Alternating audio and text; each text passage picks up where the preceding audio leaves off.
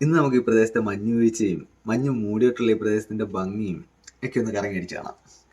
ഇത് കേട്ടോ, അത്യാവശ്യം നല്ല രീതിയിൽ തന്നെ മഞ്ഞ് മൂടിയിട്ടുണ്ട്. -15 ഇപ്പോഴത്തെ തണുപ്പെന്ന് പറയുന്നത്. എന്തായാലും നമുക്കൊന്ന് കറങ്ങിയടിച്ചിട്ട് വരാം. അത്യാവശ്യം ആടയാഭരണങ്ങളൊക്കെ ധരിച്ചുകൊണ്ടായിരുന്നു പുറത്തിറങ്ങിയത്. കയ്യിലൊരു കുടയും കരുതിയിട്ടുണ്ട്. പ്രത്യേകിച്ച് കാര്യമൊന്നുമില്ല, ചുമ്മാ ഇങ്ങനെ പിടിച്ചുകൊണ്ട് നടക്കാമെന്നേ ഉള്ളൂ. പിന്നെ ഇന്ന് വീഴുന്ന മഞ്ഞെന്ന് വെച്ച് കഴിഞ്ഞാൽ തീരെ പൊടിയായിട്ടുള്ള, നമ്മുടെ മണൽത്തരി പോലത്തെ തീരെ പൊടിയായിട്ടുള്ള കട്ടിയുള്ള മഞ്ഞാണ് വീഴുന്നത്. തണുപ്പ് കൂടുന്ന സമയത്താണ് ഇങ്ങനെ കട്ടിയുള്ള തീരെ പൊടിയായിട്ടുള്ള മഞ്ഞ് വീഴ്ച ഉണ്ടാകുന്നത്.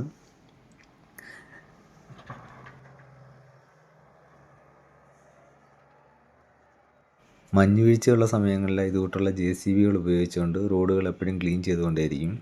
അതെന്ന് വെച്ച് കഴിഞ്ഞാൽ ഓരോ മഞ്ഞ് വീഴ്ചയിലും ചിലപ്പം 3 അടിയും 4 അടിക്കും മുകളിലായിട്ട് മഞ്ഞ് വീഴാറുണ്ട്. അപ്പോൾ അങ്ങനെയുള്ള സാഹചര്യത്തിൽ അപകടങ്ങൾ ഉണ്ടാകാനും യാത്രാ തടസ്സമൊക്കെ ഉണ്ടാകാനുള്ള സാഹചര്യങ്ങളുണ്ട്.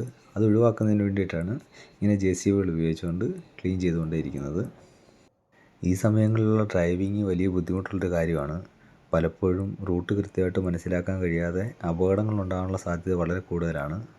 അതുകൊണ്ട് തന്നെ ഡ്രൈവിങ് എക്സ്പീരിയൻസ് ഉള്ളവർ, അതും പരിചയസമ്പന്നമായിട്ടുള്ള സ്ഥലങ്ങളിൽ മാത്രം ഇങ്ങനെയുള്ള സമയങ്ങളിൽ ചെയ്യുന്നതാണ് നല്ലത്.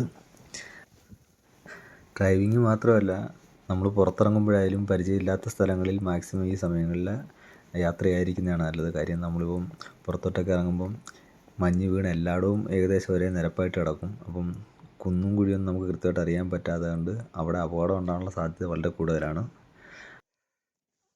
അപ്പോൾ ഇതൊക്കെയാണ് ഇവിടുത്തെ മഞ്ഞ് വീഴുമ്പോൾ ഉള്ള കാഴ്ചകളെന്ന് പറയുന്നത്.